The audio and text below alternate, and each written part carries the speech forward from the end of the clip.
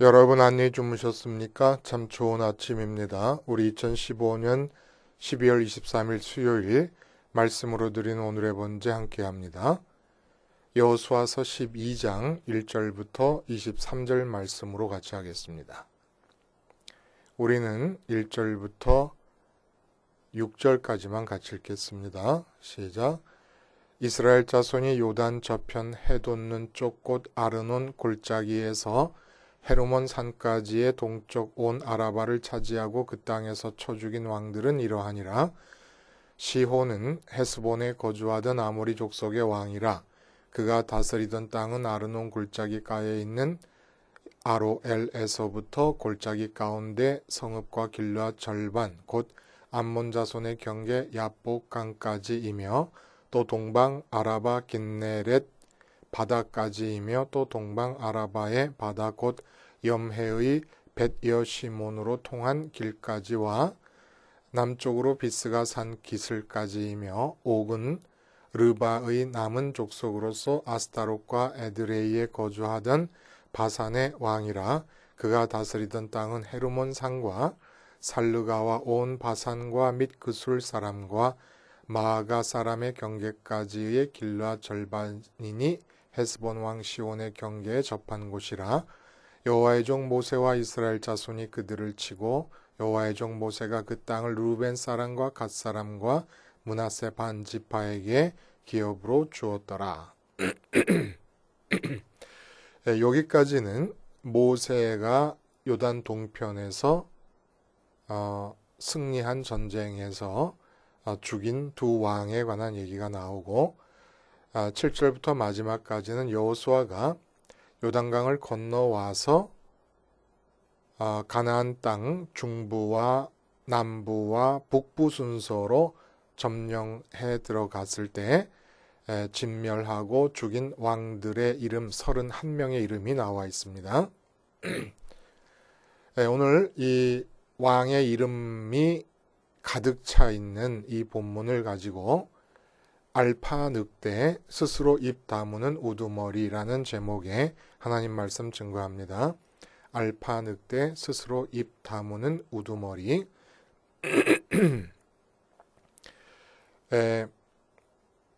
알파 늑대라고 하면은 늑대 무리들 중에서 우두머리 늑대를 뜻합니다.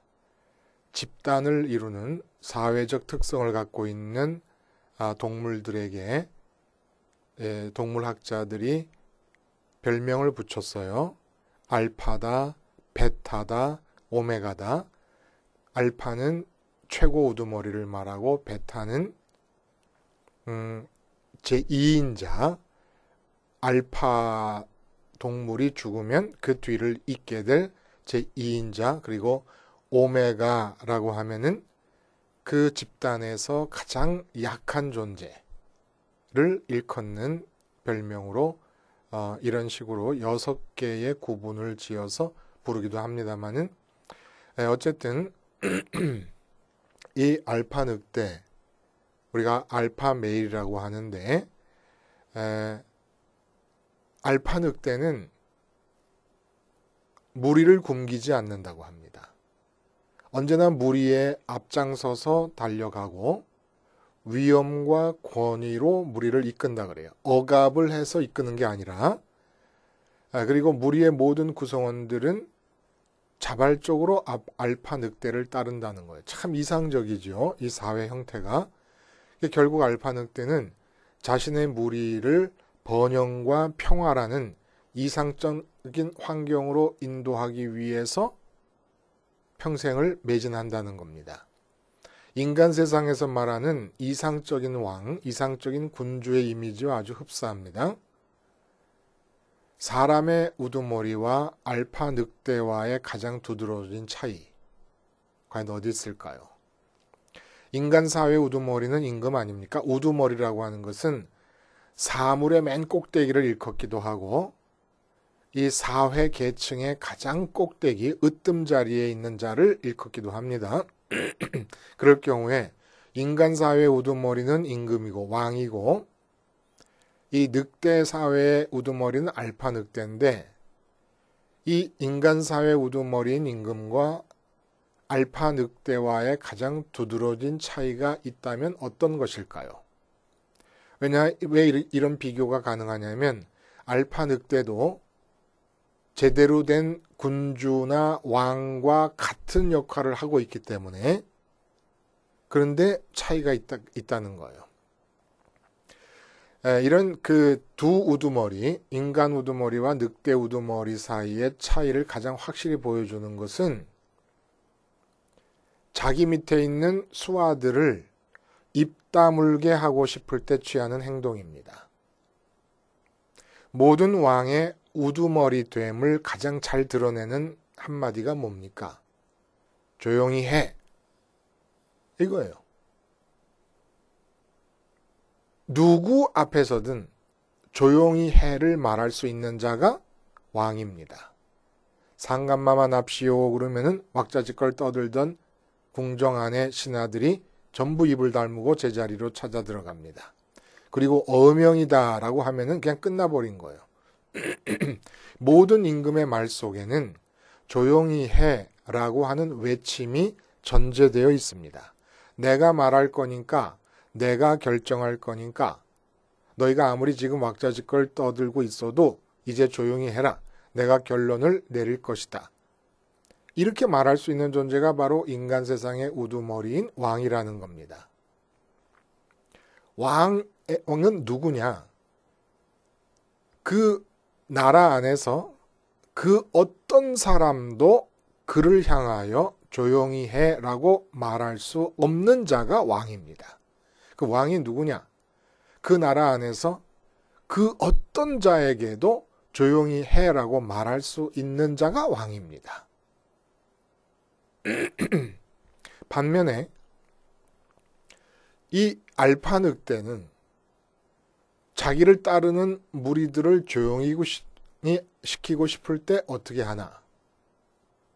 절대 자기들의 소리로 나타내는 신호체계 안에서 조용히 해라고 명령하지 않는다는 거예요. 그러니까 소리로 와와와와 이렇게 뭐 이런 식으로 어떤 식으로든지 간에 알아들을 수 있는 신호체계 안에서 조용히 해라고 하는 뜻을 담은 명령을 하지 않는다는 겁니다. 그럼 어떻게 그 무리들을 조용히 시킬 수가 있느냐? 알파 늑대의 우두머리예요. 알파 늑대는 자기 스스로 입을 닫는다고 합니다. 그러면 모든 수하들이 그 알파 늑대를 보고 있다가 자기 입을 닫는다는 거예요. 그래서 사람이 개를 키울 때 이런 행동 양식의 차이가 아주 심각한 불편을 초래한다고 합니다. 개도 늑대와 같은 성향이 있는데 사람이 개를 향해서 자꾸 조용히 하라고 큰 목소리로 반복해서 명령합니다. 그러니까 그 주인을 바라보고 있는 개는 주인이 막 조용히 하고 인상 쓰고 소리 지르고 입을 막 쩍쩍 벌리면서 말할 때 그걸 관찰하고 있으면서 자기 보고 그렇게 지지라고 시키는 것으로 생각한다는 것입니다. 그러니까 개로서는 이상한 거죠.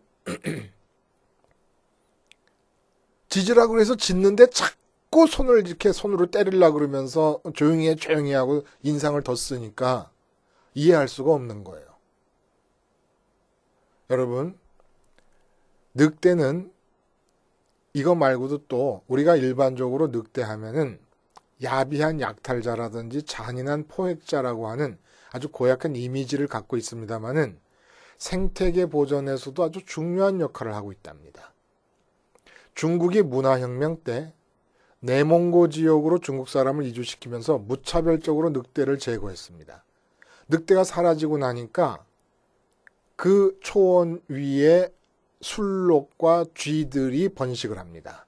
근데 이 술록과 쥐들이 잡아먹히지 않고 번식을 하다 보니까 문제는 뭐냐면 뿌리까지 몽땅 다 먹어치워갖고 내몽고가 사막화되어 버렸다는 거예요. 반대로 생태계 교란으로 인해서 황폐화되어 가던 미국 옐로스톤 국립공원이 있는데 이 국립공원에서는 늑대를 자연으로 돌려보냈습니다. 그랬더니 어떤 일이 일어났느냐? 생태계가 살아나면서 먹이사슬의 교종이 이 생태계를 회생시켰다는 것이에요. 말을 하자면 이래요.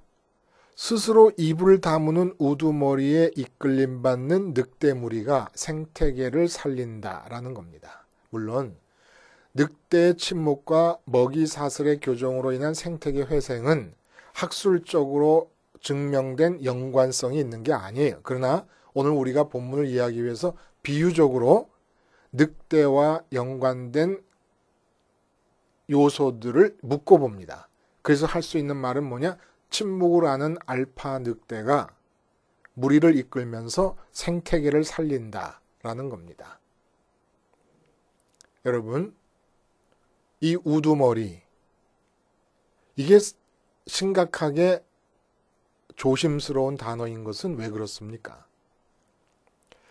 특별히 하나님께서 인격적으로 인간과 관계를 맺으시면서 개입하시는 영역 안에서의 우두머리, 이들에게 요구되는 덕목의 첫 번째가 뭘까요? 하나님이 개입하세요. 내 가정에 하나님이 개입하세요. 내 회사에 하나님이 개입하세요. 내 교회에, 우리 교회에 하나님이 개입하세요. 그러면 그 개입하는 그 현장에서 인간 중에 우두머리가 취해야 될 일이 뭡니까? 바로 알파 늑대처럼 입 다물기라는 거예요.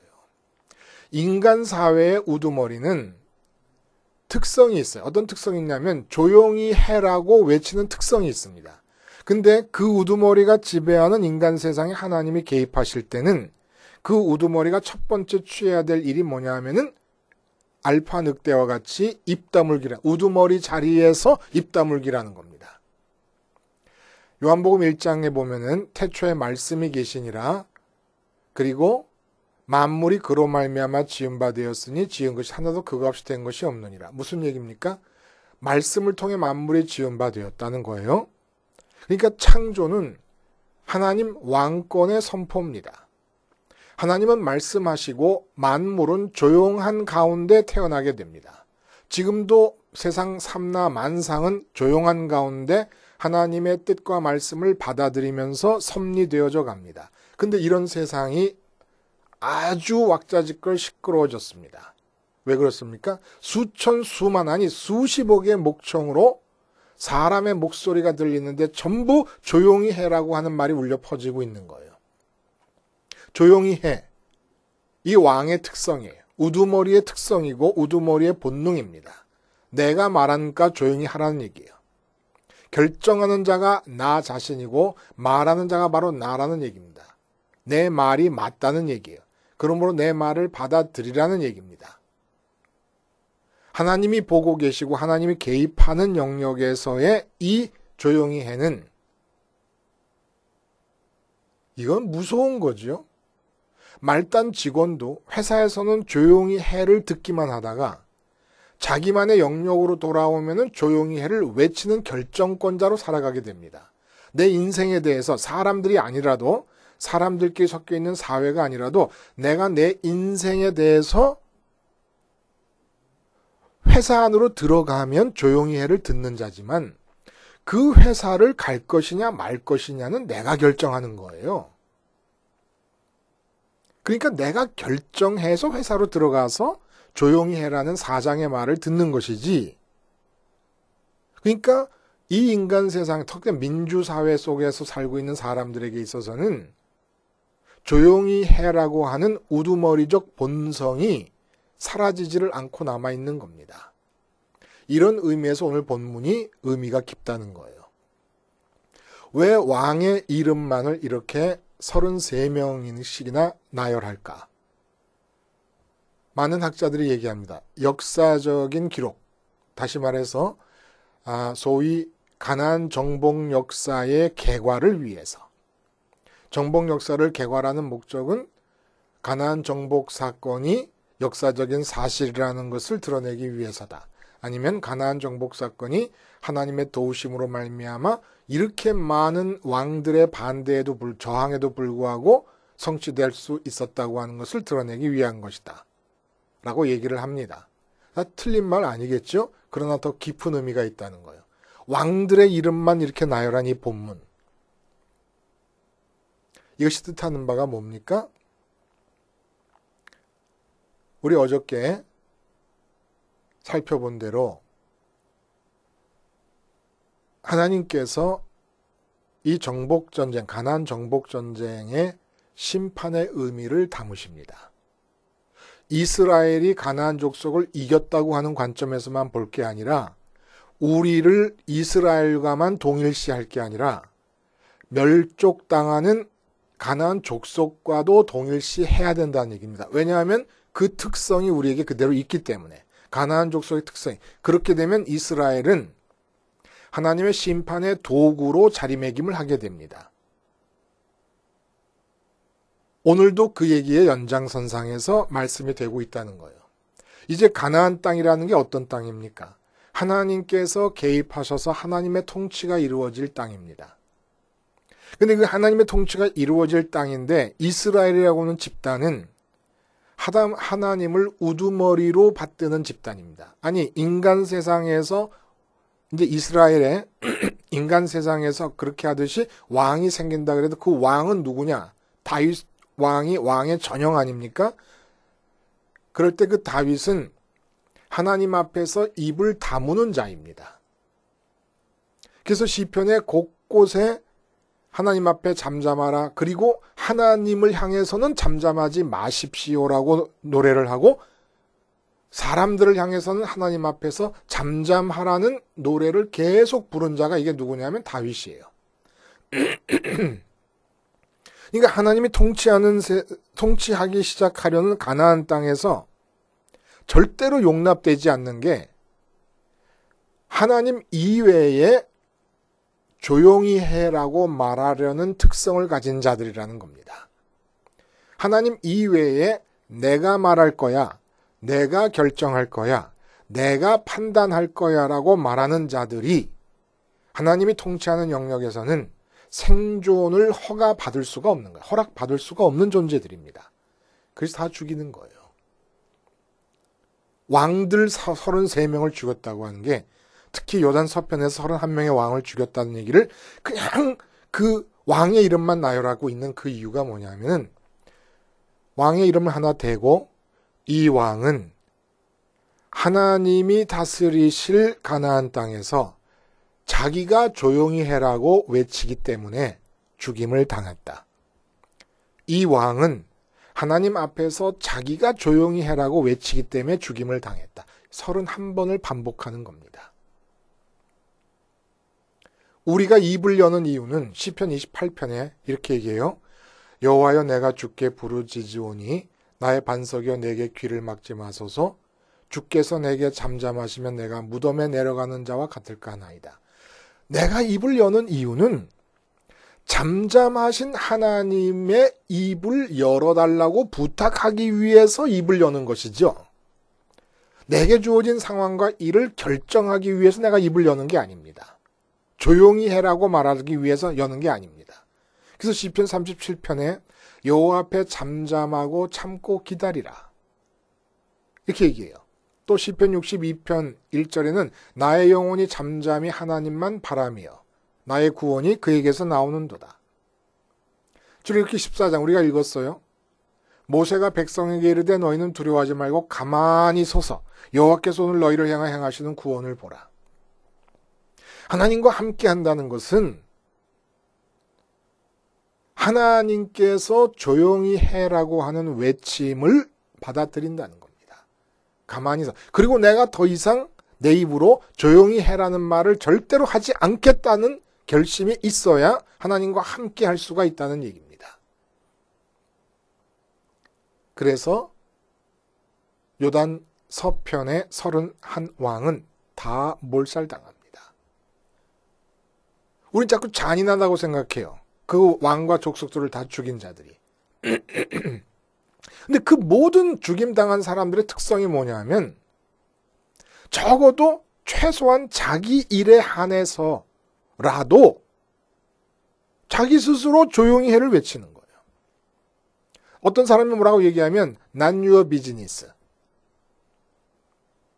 네 일이 아니니까 상관하지 마라. 이게 무슨 얘기예요? 조용히 하라는 얘기예요. 내가 결정하니까 조용히 하라는 얘기입니다.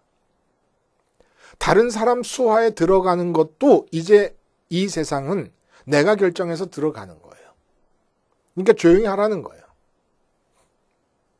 그리고 조용히 하라고 외치는 자들을 다 진멸하신 겁니다. 왜? 하나님이 개입해 들어가시는 현장에서 조용히 해라고 외칠 수 있는 사람은 존재해서는 안 됩니다. 이것이 바로 죄악이고 이것이 선악과를 따먹은 결과라는 거예요.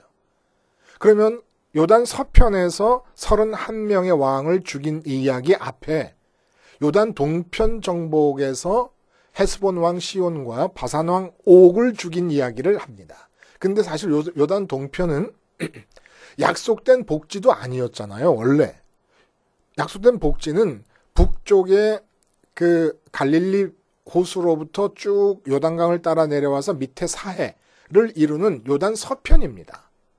근데 요단 동편이 이스라엘의 땅으로 영입되고 두 왕이 죽게 됩니다. 이 사건이 뜻하는 바가 뭡니까? 지금 요단 서편에는 우두머리로부터 시작해서 모든 사람들이 다 최소한 자기 영역, 왕의 자기 영역은 자기가 다스리는 통치권 전체가 되겠죠. 사람들의 자기 영역은 자기 가정에서, 자기 가정에서도 만약에 아주머니가 계신다. 그럼 아주머니가 부엌살림 하는 곳에서 조용히 해. 모든 사람이 조용히 해를 외치고 살고 있는 마을입니다. 그런 지역입니다. 거기에 요단 동편에서 일어난 사건이 뜻하는 바는 뭐냐? 요단강을 기적적으로 건너기도 하잖아요. 그러니까 요단 서편에 있는 모든 사람들이 이스라엘이라고 하는 족속이 여호와 하나님을 믿는 집단인데 이들이 출애굽서부터 온갖 기적을 지금 막 나타내고 있으면서 요단 동편 바로 이 길갈 건너편까지 코 밑에 들이닥쳐 있다. 그리고 요단 동편의 왕을 죽였다.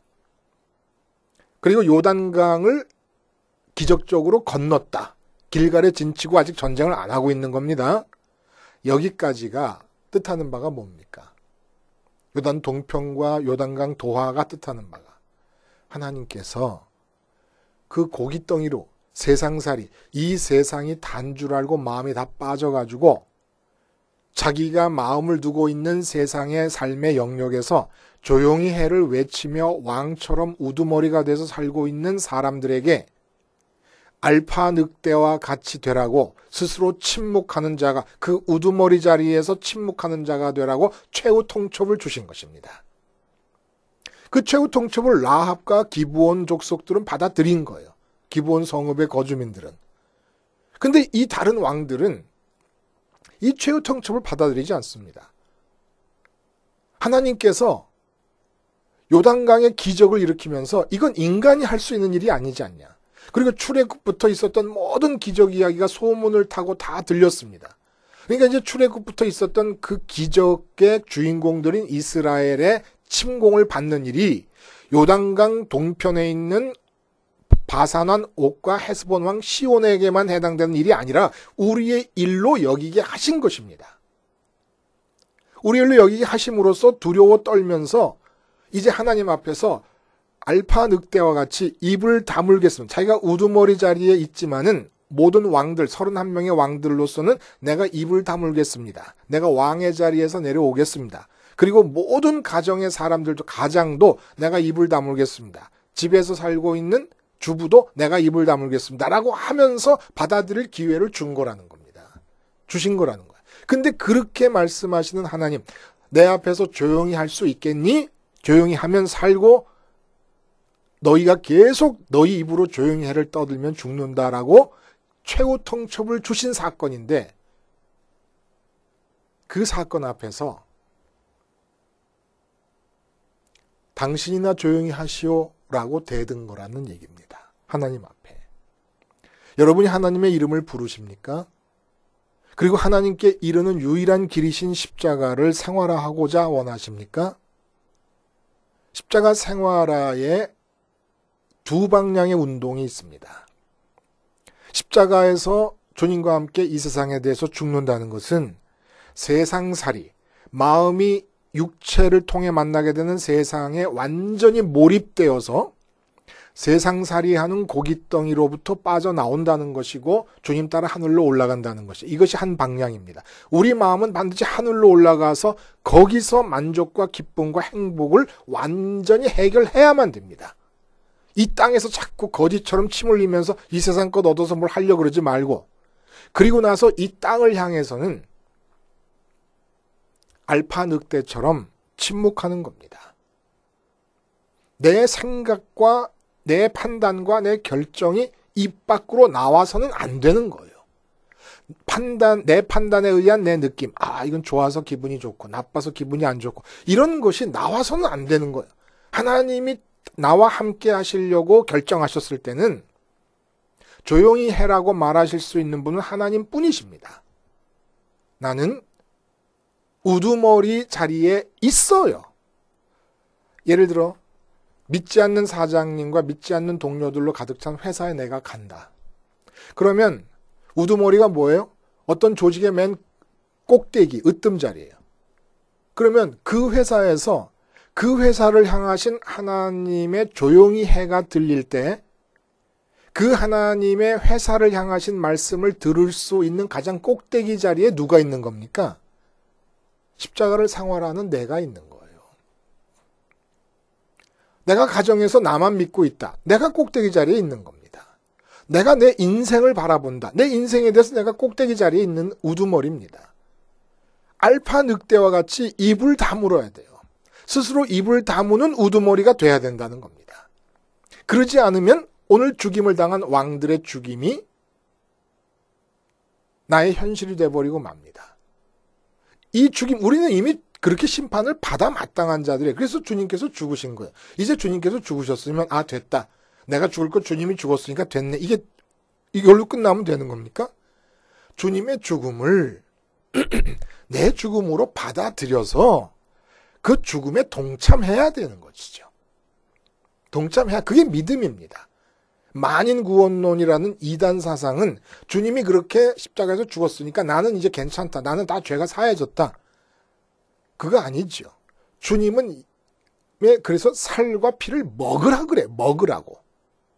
먹는다는 게 뭐예요? 내 죽음으로 인정하는 겁니다.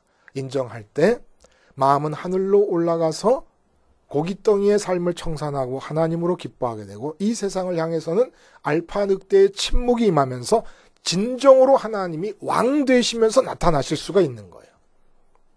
우리의 조용히 해라고 하는 말이 침묵할 때 하나님께서 나타나셔서 당신의 말씀을 하실 때마다 말씀에 의해서 창조되었던 세상인 것처럼 내 인생에서도 하나님의 역사가 현실이 되는, 하나님의 계획이 현실이 되는 일들이 나타나게 될 것입니다.